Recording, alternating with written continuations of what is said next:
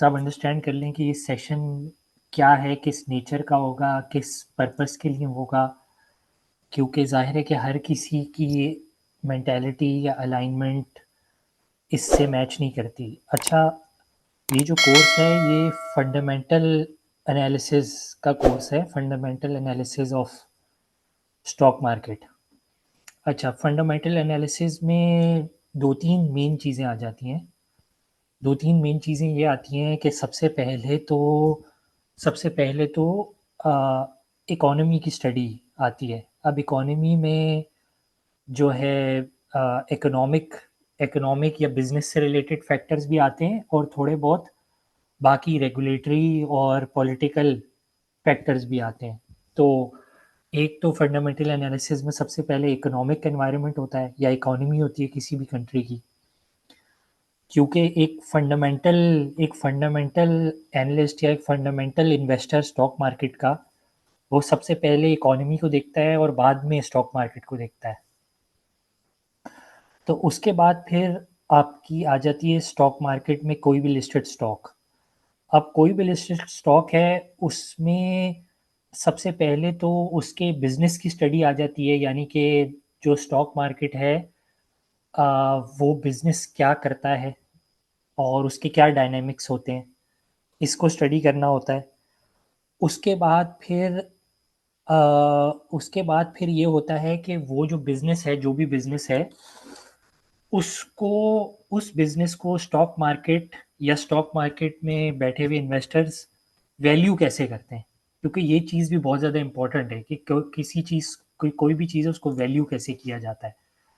तो ये understanding develop करना बहुत ज़रूरी होता है। ये तीन चार चीज़ों की अंडरस्टैंडिंग बहुत ज़्यादा ज़रूरी होता है, क्योंकि ये सारी चीज़ें जो है हमें सबसे पहले तो ये डिसीजन लेने में हेल्प करती हैं कि स्टॉक मार्केट में इन्वेस्ट करना चाहिए कि नहीं करना चाहिए, सबसे पहले कि राइट टाइम है इन्वेस्ट करने का कि नहीं है। फिर उसके बाद किस अ, कौन से टाइप ऑफ जो बिजनेस है वो अच्छा है जहाँ पे इन्वेस्ट करना चाहिए। और फिर तीसरा ये कि अ,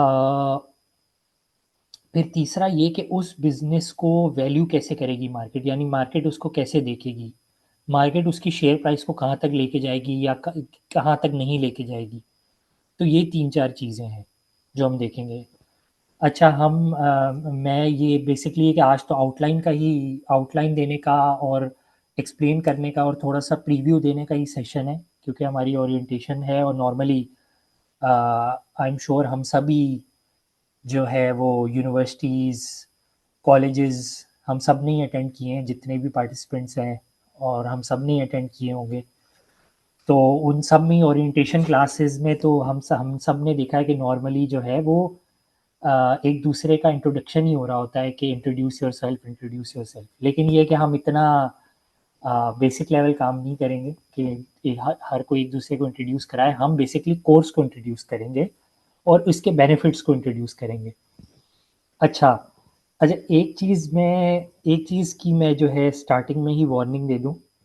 वो वार्निंग ये है कि अगर आप लोग ये सोच के आए हैं कि यहाँ पे कोई जो है वो चार्ट्स डिस्कस होंगे, अ, कुछ टेक्निकल के चार्ट्स डिस्कस होंगे कि ये चार्ट जो है वो यहाँ जाएगा, वहाँ जाएगा, इसमें कोई ये ओवरबॉट पोजीशन है या ओवरसोल्ड पोजीशन है या जो भी इसके डायनेमिक्स या जार्गन्स होते हैं, तो ये यहाँ पे आपको बिल्कुल नहीं मिलेगा। ये इस कोर्स का उन चीज़ों से दूर दूर तक कोई ताल्लुक नहीं है।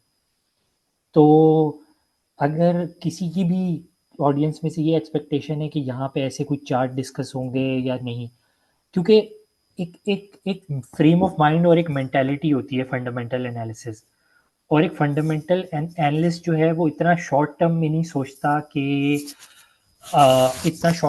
सोचता कि जो है वो एक स्टॉक है।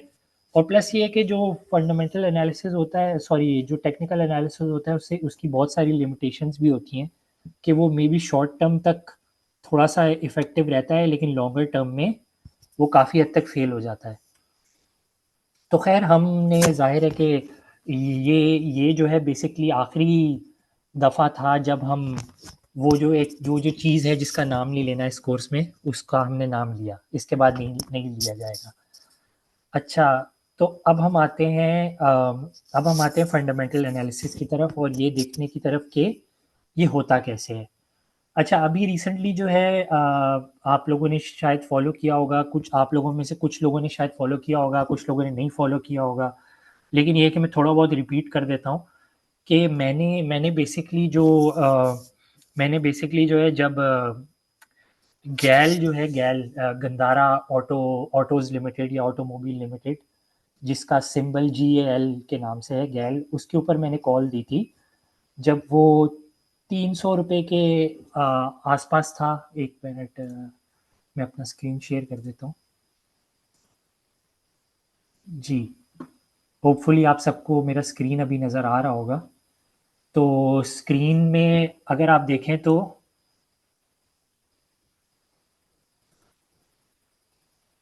और ये है कि अच्छा, मैं एक थोड़ा सा आप लोग को और ये बात बता दूं कि ये कोर्स ऐसा है कि इसमें जो है वो एक बिल्कुल बेसिक लेवल से स्टार्ट किया जाएगा, यानी कि कोई इंसान जिसको स्टॉक मार्केट के बारे में बिल्कुल आइडिया नहीं है कि ये होती क्या है, ये फंक्शन कैसे करती है, इसमें इन्वेस्ट कैसे करना है, तो ये जो कोर्स है ये उन लेवल्स को भी टच अपॉन करेगा।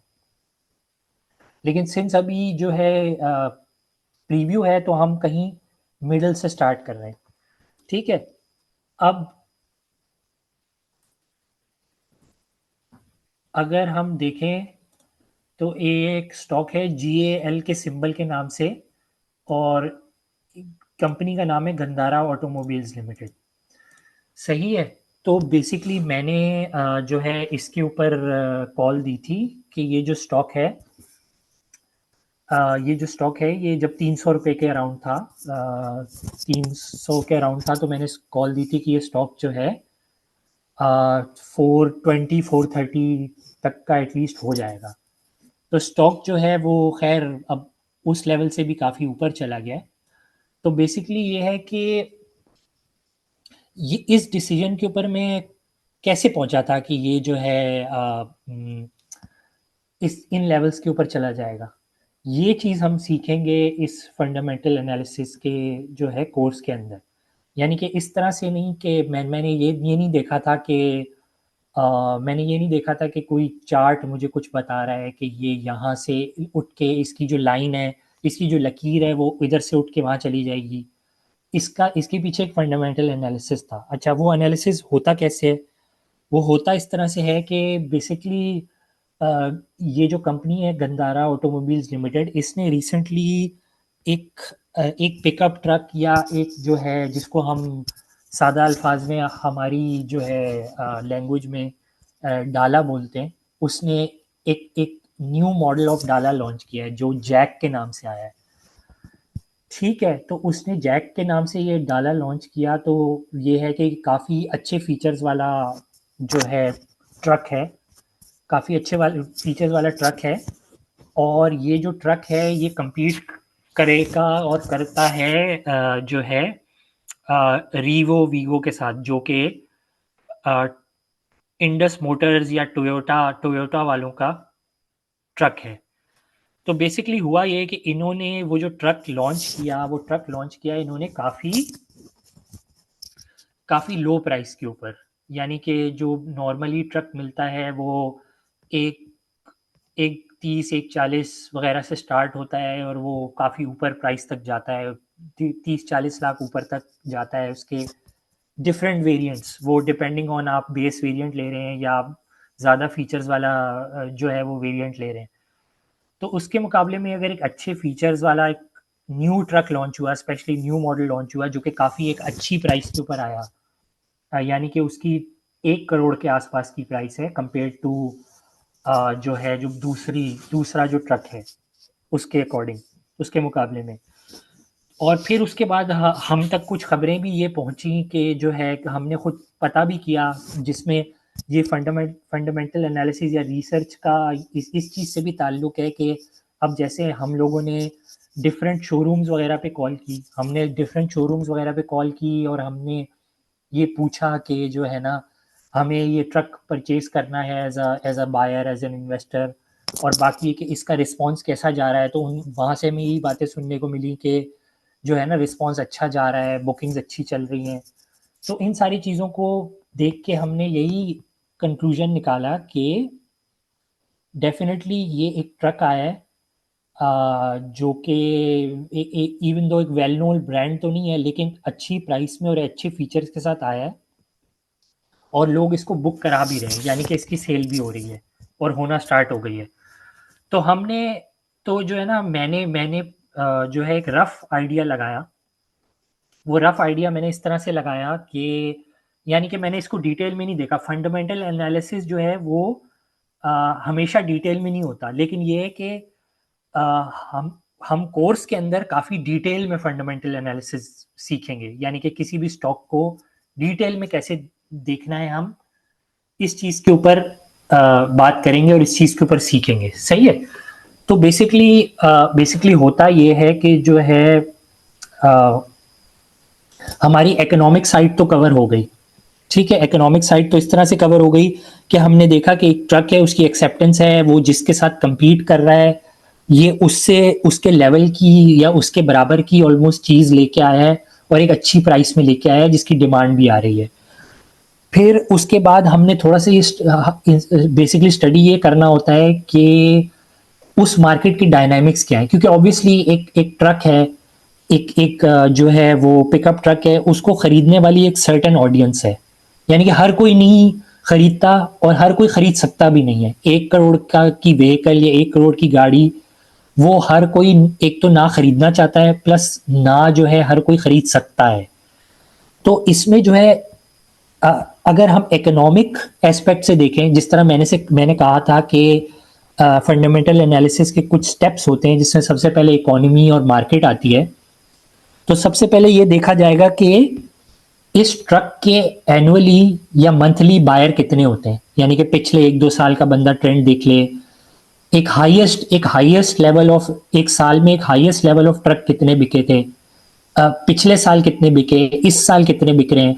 ठीक है, तो इसकी बेसिस पे आप अंदाजा लगा लेते हैं कि लेट सपोज के अगर ये अच्छी प्राइस में लाया है, ठीक है, तो हम अज्यूम कर लेते हैं कि 20 से 50%, या लेट्स हम अज्यूम कर लेते हैं कि 50% लोग ऐसे होंगे जो कि रीवो या वीगो लेने के बजाय ये वाला ट्रक लेंगे, क्योंकि ये एक अच्छी प्राइस में मिल रहा है और अच्छे फीचर्स के साथ मिल रहा है। ठीक है, उसके बाद हमारे पास एक ट्रक की प्राइस अवेलेबल है। उसके बाद हमारे पास हमने एक अजम्पशन कर ली यूनिट्स की। हमने अजम्पशन कर ली कि लेट्स सपोज एक साल में 500 यूनिट बिकेंगे। सही है। तो जब हम इन 500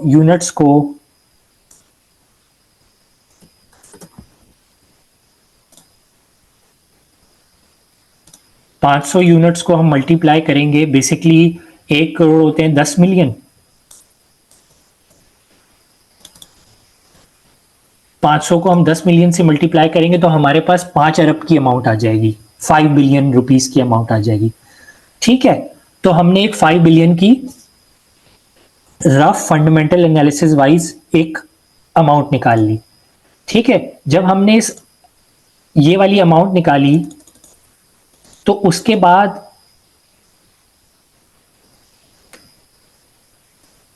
हमें इस चीज का भी बेसिकली आइडिया है, क्योंकि जो इंसान फंडामेंटल एनालिसिस कर रहा होता है उसको बहुत सारी चीजों का आइडिया होता है। तो हमें ये भी आइडिया होता है कि टिपिकली एक ऑटो सेक्टर की कंपनी या एक ट्रक बनाने वाली कंपनी, उसके जो है नेट प्रॉफिट मार्जिन कितने होंगे, यानी कि वो कोई चीज किसी प्राइस में सेल कर दे तो प्राइस में सेल करने के बाद उसके हाथ में सारे खर्चे करने के बाद उसके हाथ में क्या बचता है, उसको नेट प्रॉफिट मार्जिन कहते हैं। यानी कि आप प्राइस के ऊपर चीज को सेल कर दिया और उसके बाद एंड में जाके सारे खर्चे निकालने के बाद, अपने एम्प्लॉयज को सैलरी दे देने के बाद, रॉ मटेरियल वगैरह खरीदने के बाद और सारे खर्चे करने के बाद जो हाथ में अमाउंट बचती है उसको नेट प्रॉफिट मार्जिन कहा जाता है। ठीक है, तो हमें आइडिया होता है कि 10% के आसपास नेट प्रॉफिट मार्जिन होते हैं इस तरह की कंपनी के, यानी या हमने अजम्पशन ले ली। तो आपकी जो अल्टीमेटली अमाउंट बच गई वो बच गई 500 मिलियन की। ये 500 मिलियन का फिगर है, 500 प्लस 6 जीरोस, 500 मिलियन की। ठीक है, फिर उसके बाद हमने जाके देखा कि जो गंधारा ऑटोज है उसके शेयर्स कितने हैं। ठीक है, हमें सामने ये नजर आ रहा है कि 57 मिलियन शेयर्स हैं इसके। अब हम करेंगे ये कि ये 500 मिलियन की जो अमाउंट है, इसको अगर हम डिवाइड कर दें 57 मिलियन के साथ, जो कि नंबर ऑफ आउटस्टैंडिंग शेयर्स हैं गंधारा ऑटोज के, तो ओ सॉरी सॉरी, 500 मिलियन को हमने 500 मिलियन को हमने 500 मिलियन को हमने डिवाइड करना था 57 मिलियन के साथ। ठीक है, हाँ ठीक है ठीक है, एक मिनट।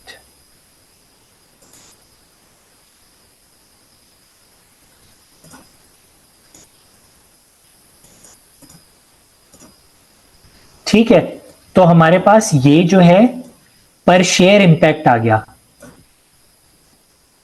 पर शेयर इंपैक्ट आ गया, यानी कि हमने बेसिकली लिया कि गंधारा ऑटोज में जो एडिशनल ट्रक्स वो इस साल सेल करेगा या कर सकता है, उसका अर्निंग पर शेयर के ऊपर इंपैक्ट क्या आएगा। यानी कि हमने सबसे पहले एक सेल्स की अमाउंट निकाली, ये वाली अजम्पशन लेके कि इतनी प्राइस होगी और इतने इतने नंबर ऑफ ट्रक्स या इतने यूनिट्स बिकेंगे, उनको मल्टीप्लाई करके हमने एक सेल्स का नंबर निकाल लिया।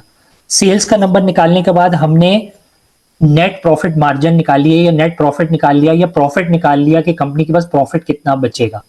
उस प्रॉफिट को अगर हमने नंबर ऑफ शेयर से डिवाइड कर दिया, जो कंपनी के लिस्टेड नंबर ऑफ शेयर्स हैं, जो कि ये 57 मिलियन थे, तो हमारे पास इंपैक्ट आ गया कि तकरीबन तकरीबन भी 9 रुपए के आसपास का इंपैक्ट है एडिशनल। यानी कि इससे हमें आइडिया हो गया कि गंधारा ऑटोस की जो अर्निंग पर शेयर है वो 9 रुपए से रफली बढ़ जाएगी।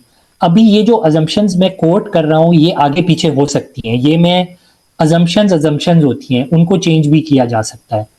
तो यानी कि आप लोग ये सोच के नहीं बैठे कि यार अगर मैं बोल रहा हूं कि 500 यूनिट नहीं बिक सकते या प्राइस इतनी नहीं होगी, वो बात की बातें हैं। अभी बेसिकली हम लोग कॉन्सेप्ट को अंडरस्टैंड करने की कोशिश कर रहे हैं कि सोचना कैसे है, यानी कि हम सोच डेवलप करने की कोशिश कर रहे हैं कि फंडामेंटली सोचा कैसे जाता है। ठीक है, अच्छा हमने देख लिया कि 9 रुपए के करीब करीब या 9 रुपए के आसपास का एडिशनल बेनिफिट है इस कंपनी को। अच्छा, अब हमने जाके देखा कि कंपनी जो है, कंपनी तो बेसिकली 2024 में लॉस में थी। ठीक है, कंपनी जो है 2024 में लॉस में थी। ठीक है, अच्छा अब ऑब्वियसली इसका सिर्फ ये बिजनेस नहीं है, और भी बिजनेसेस हैं। ठीक है, या हम एक और चीज अभी हम देख लेते हैं, अभी हम सिर्फ इस एग्जाम्पल के ऊपर रहते हैं। ठीक है, इस एग्जाम्पल के ऊपर रहते हैं। अगर हम इस एग्जाम्पल के ऊपर रहें तो 9 रुपए के और 9 रुपए का ऑलमोस्ट इंपैक्ट है। उसके बाद मैंने कहा था कि 3 चीजें होती हैं। सबसे पहले इकोनॉमी, हमने इकोनॉमी और मार्केट को देख लिया। उसके बाद हमने स्टॉक का बिजनेस या फंडामेंटल एनालिसिस कर लिया, यानी कि हमने स्टॉक की एडिशनल अर्निंग या एडिशनल इंपैक्ट निकाल लिया अर्निंग का। सही है, उसके बाद लास्ट पार्ट जो मैंने बोला था, जो तीसरा इंपॉर्टेंट पार्ट है, वो आ जाता है वैल्यूएशन का। ठीक है, मैं आज ही बैठ के ये वाली चीज देख रहा था कि बेसिकली इस मोमेंट पे, आजकल के टाइम पे, एक एक जो ऑटो सेक्टर का जो स्टॉक है वो अर्निंग्स के कितने टाइम्स के ऊपर ट्रेड कर रहा होता है। इस चीज को प्राइस टू अर्निंग का रेशियो या प्राइस टू अर्निंग का मल्टीपल कहते हैं। बेसिकली होता यह है कि किसी भी स्टॉक की जो अर्निंग होती है वो उस अर्निंग के सर्टन टाइम्स के ऊपर, यानी कि एक सर्टन फिगर होता है, उससे अगर आप मल्टीप्लाई करें उसकी अर्निंग्स को, तो उसकी मार्केट कैप या वैल्यूएशन निकल आती है जो कि मार्केट उसको दे रही होती है। तो बेसिकली होता यह है कि अगर आपके पास एडिशनल अर्निंग आ गई, उसके बाद मैं रिसेंटली देख रहा था कि जो ऑटो सेक्टर है वो 7 रुपीस के प्राइस टू अर्निंग के मल्टीपल के ऊपर चल रहा है। यानी कि जो स्टॉक मार्केट है वो आज के दिन में या आज के दिनों में किसी भी स्टॉक की जो प्रॉफिट है उस प्रॉफिट के 7 टाइम्स के ऊपर वो ट्रेड कर रहा है स्टॉक मार्केट के अंदर। ठीक है, अगर हम इस चीज को अज्यूम कर लेते हैं कि ये सही है और ये गोइंग फॉरवर्ड भी ठीक होगी, तो अगर हम 8.7 की ये जो अमाउंट आई है, क्लोज टू 9 की अमाउंट आई है, इसको अगर हम 7 से मल्टीप्लाई कर दें तो हमें यहीं पे आइडिया हो जाएगा कि कम से कम भी जो गैल की जो शेयर प्राइस चल रही थी, जो भी शेयर प्राइस चल रही थी, उसमें 60 रुपए का या 61 रुपीज का एडिशन हो जाएगा। यानी कि शेयर प्राइस के ऊपर 61 रुपीज का एडिशनल इंपैक्ट आएगा इस डेवलपमेंट से। इस तरह से मैंने फंडामेंटली एनालाइज करके वो कॉल दी थी कि गंधारा ऑटोज को बाय करना चाहिए। ठीक है, अब ये 60 की अमाउंट जो है, जो मैंने कैलकुलेट की है, इसमें पीछे अजम्पशंस में जाहिर है मे बी जो है जो नंबर ऑफ यूनिट्स हैं वो 500 के बजाय 1000 होने चाहिए, तो वो जो इम्पैक्ट है वो 120 का आ जाएगा, जो मैंने बताया था कि 300 रुपए से 420 हो जाएगा स्टॉक। ठीक है, तो स्टॉक वैसे निकला तो काफी 420 ही, और आगे निकल गया बहुत, और फायदा भी हुआ बहुत सारे लोगों को। तो ये बेसिकली अगर हम एक छोटे लेवल पे देखें या एक क्विक वे में देखें, तो इसको बेसिकली कहते हैं फंडामेंटल एनालिसिस। ठीक है, उसके अलावा जैसे मैंने आप लोगों को पहले बताया कि इस फंडामेंटल एनालिसिस के कोर्स के अंदर फुल गाइडेंस प्रोवाइड की जाएगी कि स्टॉक मार्केट होती क्या है, स्टॉक मार्केट में कब इन्वेस्ट करना चाहिए, क्योंकि हर टाइम अच्छा नहीं होता स्टॉक मार्केट में इन्वेस्ट करने का। ठीक है, बेसिकली होता यह है कि कोई भी इन्वेस्टर है वो बेसिकली अच्छा रिटर्न चाहता है। कोई भी इन्वेस्टर है वो कमाना चाहता है। ठीक है, तो कोई भी इन्वेस्टर है उसको जो है ना, वो स्टॉक मार्केट से या किसी और इन्वेस्टमेंट एवेन्यू से कोई मोहब्बत नहीं होती। कि कोई भी जो फंडामेंटल इन्वेस्टर होता है या कोई ऐसा इन्वेस्टर होता है जो पैसे कमाना चाहता है, उसको जो है पैसे कमाने से मोहब्बत होती है या पैसे कमाने की अट्रैक्शन होती है, तो वो हमेशा उस तरफ जाता है जहां पे उसको मैक्सिमम रिटर्न मिल रहा होता है। ठीक है, तो इन्वेस्टमेंट के एवेन्यूज बहुत सारे होते हैं। जो है गोल्ड में भी इन्वेस्ट किया जा सकता है, गाड़ी लेके भी इन्वेस्ट किया जा सकता है, जो है प्रॉपर्टी लेके भी इन्वेस्ट किया जा सकता है। ठीक है, तो थोड़ा सा बेसिकली ये कोर्स कंपैरेटिव एनालिसिस भी करेगा कि किस टाइम के ऊपर कौन से एसेट इन्वेस्ट करने के लिए अच्छे होते हैं, किस में इन्वेस्ट करना चाहिए, नहीं करना चाहिए। आई एम श्योर, अब जैसे मैं जो है वो स्टॉक मार्केट का एक्सपर्ट हूं, लेकिन आई एम श्योर हमारे कोर्स में कुछ ऐसे लोग भी आएंगे जो कि शायद बाकी एवेन्यूज को, सच एज रियल एस्टेट को या गोल्ड को या किसी और इन्वेस्टमेंट एवेन्यू को शायद मुझसे बेहतर जानते होंगे। तो एक बड़ा इंटरैक्टिव किस्म का एक सेशन हो जाएगा कि जो है स्टॉक मार्केट हम सिखाने की कोशिश करेंगे और आगे से भी इनपुट आएगा। उसके अलावा ऑब्वियसली ये है कि हम सेशन को कोशिश करेंगे कि बहुत ज़्यादा यूज़र फ्रेंडली रखें, और और जितनी हो सके वो ऑडियंस के एंड से जो डिमांड आए कि हमें इस तरह से सिखाएं या हम ऐसे सीखना चाहते हैं, तो अगर मेजॉरिटी का एक कंसेंसस होगा कि हम ऐसे सीखना चाहते हैं, ऐसे नहीं सीखना चाहते, तो जो है हम उसके ऊपर हमारे अंदर फ्लेक्सिबिलिटी भी होगी। हाँ, जिस चीज में फ्लेक्सिबिलिटी नहीं होगी वो मैंने आपको शुरू से ही बता दिया था कि हम टेक्निकल के चार्ट्स खोल के नहीं बैठेंगे इस कोर्स के अंदर। ठीक है, क्योंकि एक फंडामेंटल एनालिस्ट जो है वो इस टेक्निकल एनालिसिस के ऊपर बिलीव नहीं करता, वो उसके नज़र में ये सब कुछ बेकार है। ठीक है, तो ये ऐसे है, और हम जो है बेसिकली मतलब इकोनॉमी को भी टच अपॉन करेंगे, हम डेटा सोर्सेस को देखेंगे कहाँ कहाँ से डेटा निकाला जा सकता है।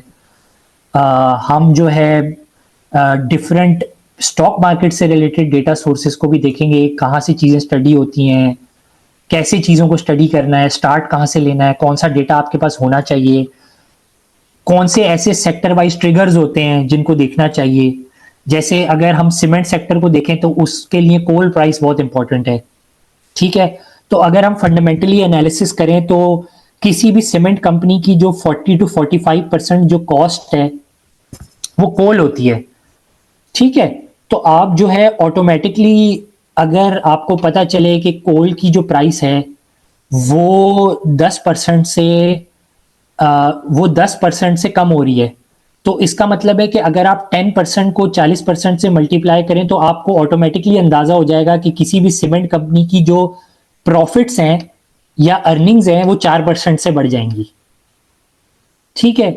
तो बेसिकली इस तरह से हमने फंडामेंटल एनालिसिस करना है कि किस चीज के ऊपर क्या इंपैक्ट आता है, क्या ट्रिगर है, उसका अर्निंग के ऊपर क्या इंपैक्ट आएगा और उस अर्निंग को मार्केट वैल्यू कैसे करेगी।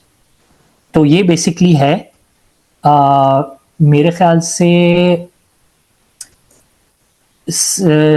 एक सवाल आया है, financial modelling will be taught. Definitely financial modelling जो है वो बहुत ज़्यादा इम्पॉर्टेंट एस्पेक्ट है जो है इस कोर्स का, और उसके बगैर ज़ाहिर है कुछ नहीं हो सकता। फाइनेंशियल मॉडलिंग डिटेल में सिखाई जाएगी इस कोर्स के अंदर, बिल्कुल। तो यानी कि ये एक पैकेज डील है ऑडियंस के लिए। नॉर्मली फाइनेंशियल मॉडलिंग अलग से सिखाई जाती है, लेकिन इस कोर्स के अंदर फंडामेंटल एनालिसिस के साथ साथ फाइनेंशियल मॉडलिंग भी सिखाई जाएगी एक्सेल के ऊपर, with bonus of excel skills. यानी कि वो एक्सेल स्किल्स भी लोगों के अंदर डेवलप की जाएंगी जो कि एक जॉब मार्केट के अंदर रिक्वायर्ड होती हैं या फाइनेंशियल मॉडलिंग करने के लिए रिक्वायर्ड होती हैं। अच्छा, इसमें चैट बॉक्स में कुछ सवाल आए हुए हैं, ये सेशन सवालों वाला नहीं है। सवालों के लिए सेपरेट सेशन हो चुका है मॉर्निंग में, तो अभी हम सवालों के आंसर नहीं करेंगे।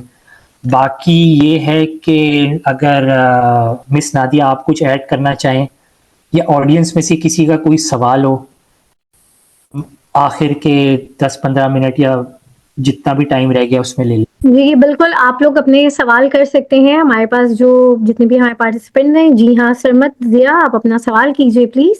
और सवाल जी किसी अस्सलाम कोर्स वालेकुम के सर। मुतालिक हो, जी जी जी जी जी एंड जी वी हैव जस्ट 10 मिनट्स।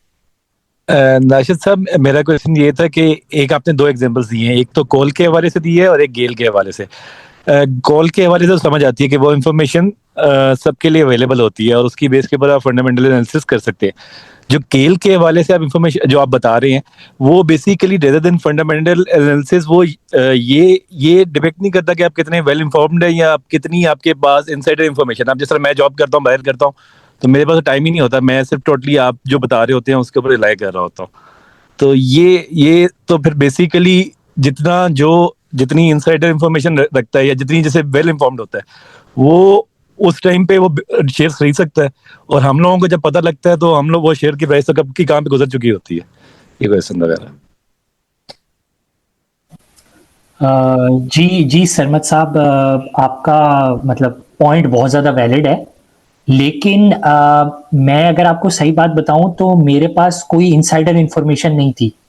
यानी कि जैसे मैंने आपको एग्जांपल देके समझाया कि मैंने सारी वो चीज़ें की जो शायद आप लोग भी कर सकते हैं। यानी कि इस कोर्स के अंदर इनसाइडर इंफॉर्मेशन को एक्सट्रैक्ट करना नहीं सिखाया जाएगा, क्योंकि एक जो फंडामेंटल एनालिस्ट होता है वो इनसाइडर इंफॉर्मेशन पे बिलीव भी नहीं रखता। देखें, इनसाइडर इंफॉर्मेशन से पैसे बनाए जा सकते हैं, बिल्कुल, मैं इसको बिल्कुल डिनाई नहीं करूंगा कि इनसाइडर इंफॉर्मेशन से पैसे नहीं बनाए जा सकते या नहीं बनाए जाते, लेकिन इनसाइडर इंफॉर्मेशन के बगैर भी पैसे बनाए जा सकते हैं। ये कोर्स ये सिखाएगा। और ये कोर्स जो है बेसिकली वो जो नॉलेज उसको ब्रिज करेगा। यानी कि ये कोर्स 1 साल ले लेगा, वो जो है उसी लेवल पे एनालिसिस कर पाएगा जिस लेवल पे शायद हम लोग करते हैं या हमारे जैसे लोग करते हैं। अब जैसे आपने एग्जांपल दी कि ये इन्फॉर्मेशन हमारे पास नहीं होती, ऐसा बिल्कुल भी नहीं है। जिस तरह से मैंने डीलर्स को कॉल की, देखें, जब आप कोई स्टॉक लेंगे, आपका पैसा लगा हुआ है, तो आपका पैसा लगा हुआ है तो आपको उस चीज की परवाह होनी चाहिए कि यार मेरा पैसा लगा हुआ है तो वो जाया ना हो।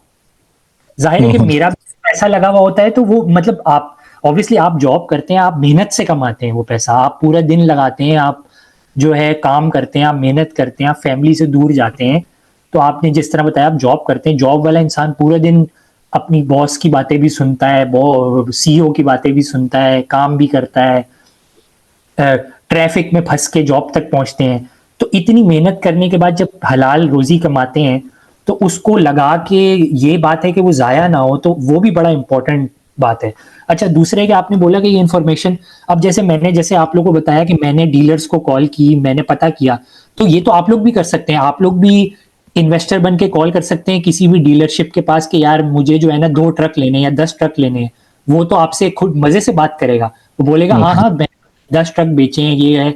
अच्छा, ये हो गया। अच्छा, दूसरी बात ये है कि अब देखें, मेरे ख्याल से स्क्रीन शेयर हुआ है, तो मैं आपको बताता हूं कि एक वेबसाइट है, पाकिस्तान ऑटोमोटिव मैन्युफैक्चरर्स एसोसिएशन, ठीक है। अगर आप इस वेबसाइट के ऊपर जाएं तो आई एम श्योर आपको स्क्रीन और बाकी सबको भी स्क्रीन नजर आ रहा होगा। तो जी इस जी वेबसाइट, अगर आप इस वेबसाइट के ऊपर जाएं तो इसमें एक ये स्टेटिस्टिकल इंफॉर्मेशन का सेक्शन है, जिसके अंदर गाड़ियों की सेल्स का डेटा पब्लिकली अवेलेबल है। यानी कि ये कोई छुपी हुई इंफॉर्मेशन नहीं है, बस ये है कि उस इंफॉर्मेशन को एक्सेस करना आना चाहिए। तो ये जो कोर्स है, ये बेसिकली ये जो डिफरेंट सोर्सेज ऑफ इंफॉर्मेशन है जो कि पब्लिकली अवेलेबल होती हैं, उनको एक्सेस करना भी सिखाएगा। तो इस तरह से मैंने कहा कि ये कॉम्प्रिहेंसिव कोर्स होगा बहुत। तो ये है बेसिकली। तो आपने देखें, जैसे खुद देख लिया कि ये एनालिसिस आप भी कर सकते थे इजीली, क्योंकि ये इंफॉर्मेशन अवेलेबल थी, बस आपको आइडिया नहीं था कि देखना कहाँ है या देखना कैसे, सोचना कैसे है। सही, ठीक है। बहुत शुक्रिया, बहुत शुक्रिया। बस तो सर ये वाला एक इससे रिलेटेड क्वेश्चन है कि थोड़ा डिफरेंशिएट हो जाएगा कि ना, अब होंडा एटलस है, उसमें भी तकरीबन इतनी ही गाड़ियों, इससे ज्यादा का ऑर्डर आया, तकरीबन 7 बिलियन का ऑर्डर आया, लेकिन वो उस पर आपने हमेशा मना किया कि होंडा एटलस की तरफ नहीं जाना। तो यही चीज आपने वहां पे भी तो कंसिडर की होगी, तो वहां पे क्यों नहीं ये चीज मना किया आपने? तो ताकि थोड़ी सी एक अंडरस्टैंडिंग क्लियर हो जाएगी ना कि आपकी क्या थॉट प्रोसेस था उसमें। मैं जल्दी से आंसर कर दूं। देखें, बेसिकली मटीरियलिटी को देखा जाता है। एक स्टॉक है जिसका 4 रुपए का लॉस है, उसका जो न्यू इनिशिएटिव है वो 8 रुपए की अर्निंग ऐड कर रहा है, तो परसेंटेज टर्म्स में कितना बड़ा इंपैक्ट है। वहीं पे अगर आप देखें कि होंडा कार्स जो है वो अगर 1000 गाड़ियां बेच रहा है, तो वो जो है वो शायद साल की 20,000 गाड़ियां ऑलरेडी बेच रहा होगा। तो 20,000 गाड़ियों के ऊपर 1,000 गाड़ियां बिक जाना कोई बड़ी बात नहीं है। और वो अर्निंग में कंट्रीब्यूशन शायद 2 रुपए कर रहा हो या 4 रुपए कर रहा हो, तो ऑलरेडी उसकी, अगर होंडा कार की, जो जितना मुझे आइडिया है कि होंडा कार की 16 रुपए की ऑलरेडी अर्निंग है, तो अगर उस 16 रुपए के ऊपर 2 रुपए की अर्निंग ऐड होना ज्यादा बड़ा इंपैक्ट है, या 4 रुपए की जो कंपनी लॉस कर रही है उसके ऊपर 8 रुपए की अर्निंग आ जाना ज्यादा बड़ा इंपैक्ट है? तो इंपैक्ट देखना होता है ना कहीं कि कहां पे ज्यादा बड़ा इंपैक्ट है। तो ये कोर्स ये चीज एनालाइज करना सिखाएगा। सही है। अब हम किसी और का क्वेश्चन ले लें। जी, सिर्फ 4 मिनट है, इसके आप अपना सवाल कर लें और जल्दी से बस कर लें क्योंकि वी हैव जस्ट 4 मिनट्स। जी, मेरा सवाल, अस्सलाम वालेकुम सर। सर, मेरा सवाल ये है कि इसका ड्यूरेशन क्या होगा, इसके टाइमिंग्स क्या होंगे, और अगर हम लाइव क्लास अटेंड नहीं कर सकते तो क्या हमें इसकी रिकॉर्डिंग वगैरह मिलेगी सेशन की? अच्छा, रिकॉर्डिंग का मैं क्लियर कर दूं कि रिकॉर्डिंग नहीं होगी। रिकॉर्डिंग मुश्किल होगी। कोशिश कीजिएगा, अगर कोई बहुत है तो हम कंसिडर करेंगे इस चीज़ को, किसी के साथ बहुत ज़्यादा मजबूरी है, अदरवाइज ये कि ये लाइव ही क्लास होगी। और इसके टाइमिंग क्या होंगे क्लास के? टाइमिंग, जी टाइमिंग जो है वो हम जो है आपको बता देंगे। सर नशित, अगर आप अभी कंफर्म कर सकते हैं तो ठीक है, नहीं तो हम जो है इसको जो है अपने सोशल मीडिया के तवज्जो से जो है वो आपको हम वो कर देंगे, क्योंकि आई थिंक कल से आज ओरिएंटेशन क्लास है, तो फिर ये कि कल से इस वीकेंड से हमारा है कि हम स्टार्ट करेंगे, बट ये कि लाइक आफ्टरनून की ही टाइमिंग्स होंगी। इवनिंग आफ्टरनून की। जी जी, अच्छा इवनिंग नहीं, की सर टाइमिंग आप बता दें। हाँ हाँ, देखें जो टाइमिंग्स का यही है कि टाइमिंग्स जो है वो वीकडेज में अगर रखेंगे क्लासेस, तो वीकडेज में तो जाहिर है इवनिंग या नाइट की टाइमिंग्स होंगी, और वीकडे और वीकेंड के ऊपर जो है वो थोड़ी सी फ्लेक्सिबिलिटी हो सकती है कि हम मॉर्निंग या आफ्टरनून में भी रख सकते हैं या इवनिंग में भी रख सकते हैं। तो अच्छा, यहाँ वीकेंड्स पे जाहिर है फ्लेक्सिबल, जी, क्योंकि अच्छा जाहिर है सभी जॉब करने वाले लोग हैं, सभी काम करने वाले लोग हैं, तो जाहिर है कि दिन में तो हम सभी बिजी होते हैं, स्पेशली वीकडेज में। और तो ये वो भी है उसी कि हिसाब से टाइमिंग फ्लेक्सिबल हो जाएगी, कोई ऐसा इशू नहीं है। जैसे स्टूडेंट है ना, वो फिर कोऑर्डिनेशन के थ्रू जो है कि भाई अगर किसी के लिए पॉसिबिलिटी हो रही है तो सर से कोऑर्डिनेट करके आप लोग सारे एक ग्रुप आप लोगों का बना दिया जाएगा, उसमें आप लोगों की कोऑर्डिनेशन हो जाएगी कि भाई वीकेंड पे अभी हमारे लिए इस वीक पॉसिबल नहीं है, तो सर हम इस दिन कर लेते हैं, इस टाइमिंग पे कर लेते हैं। तो ये थोड़ी सी जो है कोऑर्डिनेशन से ये चीज भी हो जाएगी, उसकी इतनी फिक्र ना करें कि टाइमिंग का कोई इशू ना हो। जी समीर साहब, आप अपना सवाल कर लीजिए, बस टाइम 1 मिनट है, जल्दी से सवाल। जी अस्सलाम वालेकुम। बड़ी अच्छी इंफॉर्मेटिव बातें हैं इस कोर्स में। मुझे तो ये फील है कि ये जितनी इंफॉर्मेशन है इसकी कुछ स्लाइड्स वगैरह या कुछ नोट्स बाद में हमें अगर मिले, क्योंकि रिमेम्बर करना ये काफी इंफॉर्मेशन है, it is very detailed information. तो कुछ स्लाइड्स वगैरह हमें मिलेंगी ताकि हम उसको बाद में रिव्यू कर सकें या बाद में रख सकें जब भी हम अपनी सिलेक्शन कर रहे हैं, ऑफ स्टॉक्स कर रहे हैं या एनालिसिस कर रहे हैं, तो उसमें क्या रिकमेंडेशन आपकी होगी? जी जी बिल्कुल, स्लाइड्स तो होंगी, स्लाइड्स होंगी,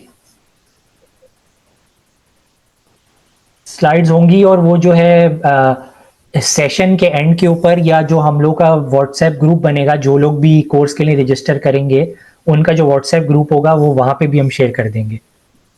that will be very very important वैसे ही, क्योंकि हमें फ्यूचर रेफरेंस, क्योंकि एक लाइफ टाइम है ना, ये एक दफा हम कोर्स करेंगे तो इसे रिव्यू करते रहेंगे, तो जी जी very important to have these notes with us basically. Thank you very much sir. Thank you Sameer साहब। अच्छा जी, टाइम भी ऑलमोस्ट हमारा जो है वो फिनिश हो गया है, and thank you so much. अच्छा sir, ratio analysis will be, अच्छा ये रेशो एनालिसिस के हवाले से सिर्फ 2 सेकंड में बस बता दें क्योंकि मीटिंग ऑलमोस्ट एंड हो गई है, and thank you so much जी एवरीवन। जी सर। जी जी बिल्कुल बिल्कुल बिल्कुल, रेशियो चलिए, एनालिसिस भी होगा, इंपॉर्टेंट है, हाँ होगा। ठीक ठीक, thank you so much sir Nashat आपका, और हमारे साथ जितने भी पार्टिसिपेंट्स हैं आप लोगों का भी बहुत थैंक यू सो मच। और जो है यहाँ पर आज ओरिएंटेशन की क्लास थी, और अपने फीडबैक से हमें ज़रूर आगाह कीजिएगा। आप लोगों से इंशाल्लाह फिर मुलाकात होगी, तब तक के लिए अल्लाह हाफिज़।